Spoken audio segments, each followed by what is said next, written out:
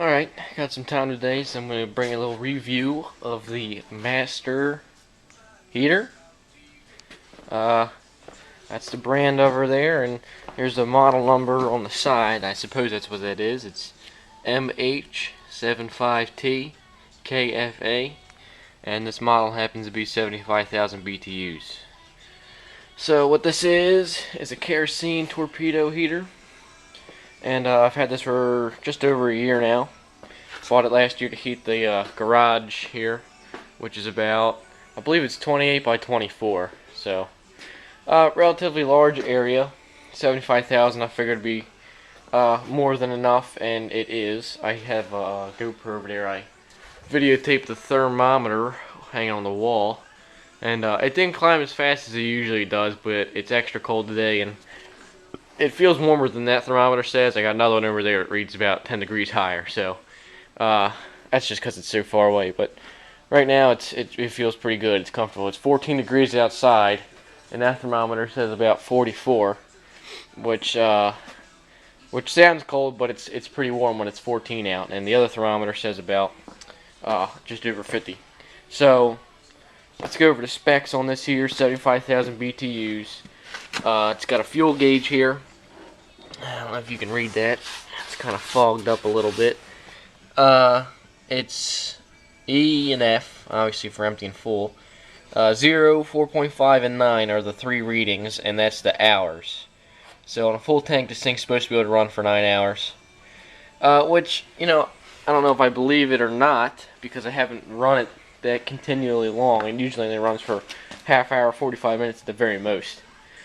So you do get some decent runtime out of this, and you get your money's worth out of the kerosene you put in it. So as I was saying, you do get some pretty good value for the amount of fuel you put in. So that brings me to the next point here. This can run on kerosene or diesel fuel. Now the specifications of the diesel, I'm not sure, just regular.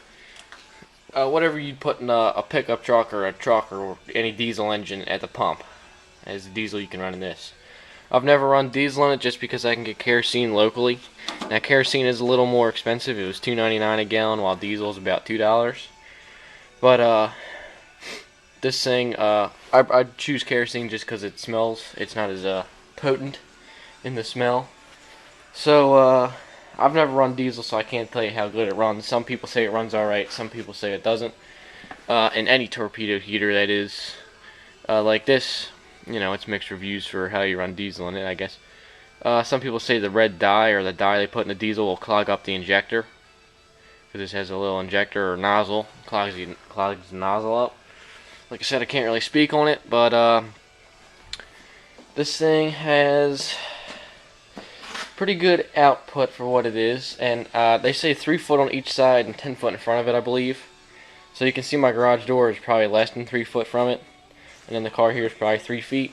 But the heat, heat goes up and this thing projects it out. So you could probably stand right here, which is probably 10 foot, and nothing would catch on fire 10 foot in front of it. And the car doesn't even get warm right here, and the garage door, it gets warm, but it's not going to melt or nothing. So this thing's pretty containable. I choose to sit it here because most of the time I got my lawnmower sitting over there. Pull that out. This thing, like any torpedo, the grill gets red hot. Tank, I guess it holds about 5 gallons, tell you. Truth, I can't really remember. I haven't filled it up in a while since the beginning of winter, but I think just about 5 gallons is the capacity. So, like I said, it'll run for a while, 9 hours. Over here, I guess, I never really looked at it.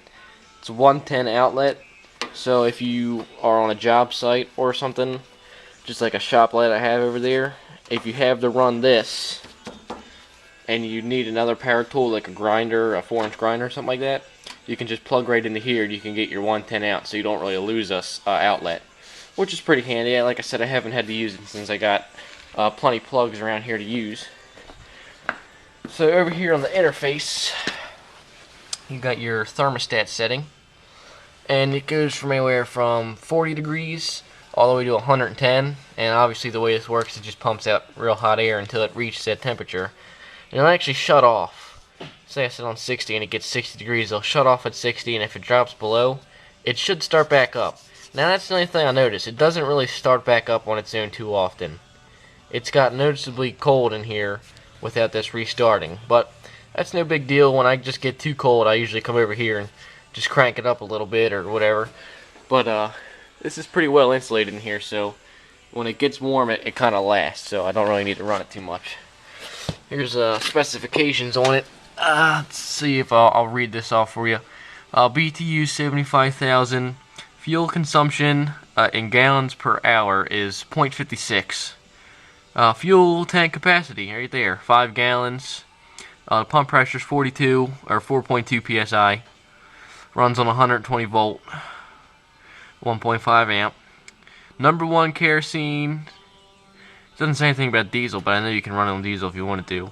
Single phase, and maximum outlet temperature is 745 degrees Fahrenheit, 396 Celsius.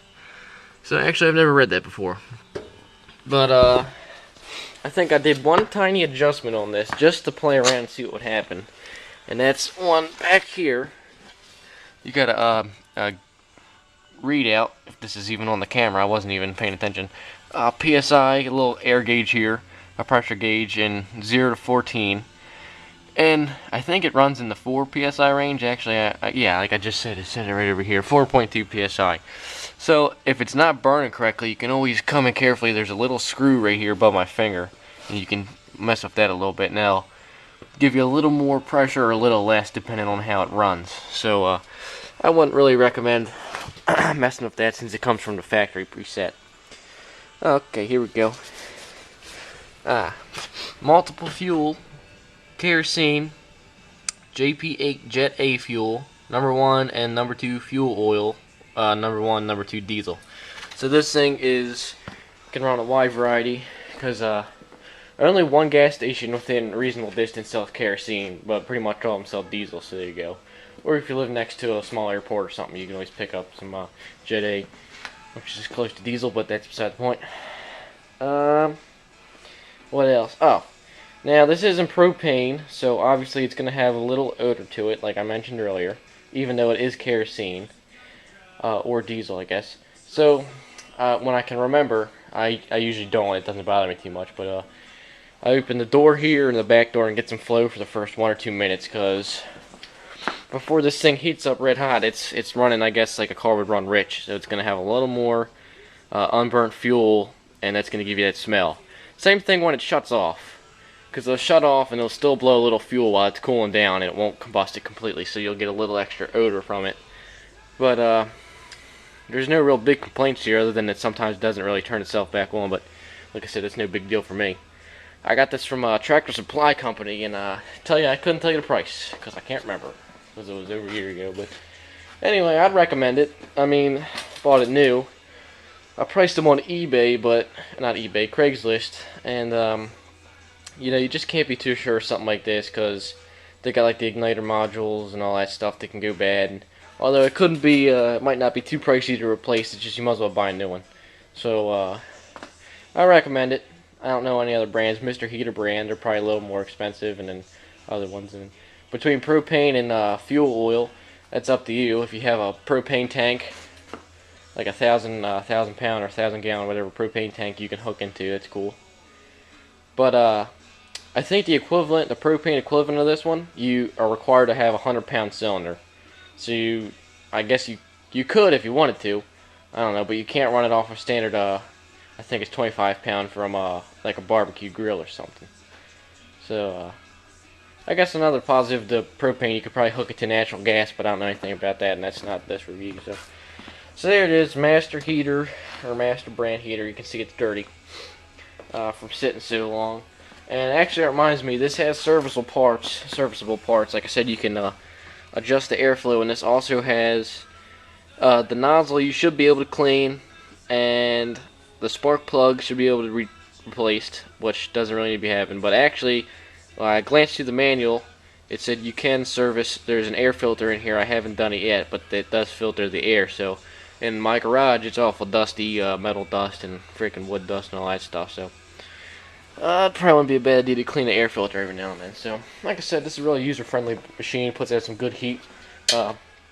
they have like 50, 75, and 125 different BTU readings. So whatever your application, they have one to fit it, and Tractor Supply was local, so that's why I went with this one. So anyway, nice build quality. I'm just kind of making this up as I go here. I don't really have any points to go off of, but anyway, like I said, I'd recommend it. Real good product to me. Oh, yeah, one last thing. Like I said, I read off the instructions. 110, so it does have to be plugged in. No battery. Some of these are battery operated. Some heaters like this are battery, but that's all I can think of. So haven't had any problems, and like I said, I'd recommend it if you want to go ahead and get one. Hope this helps. So thanks for watching.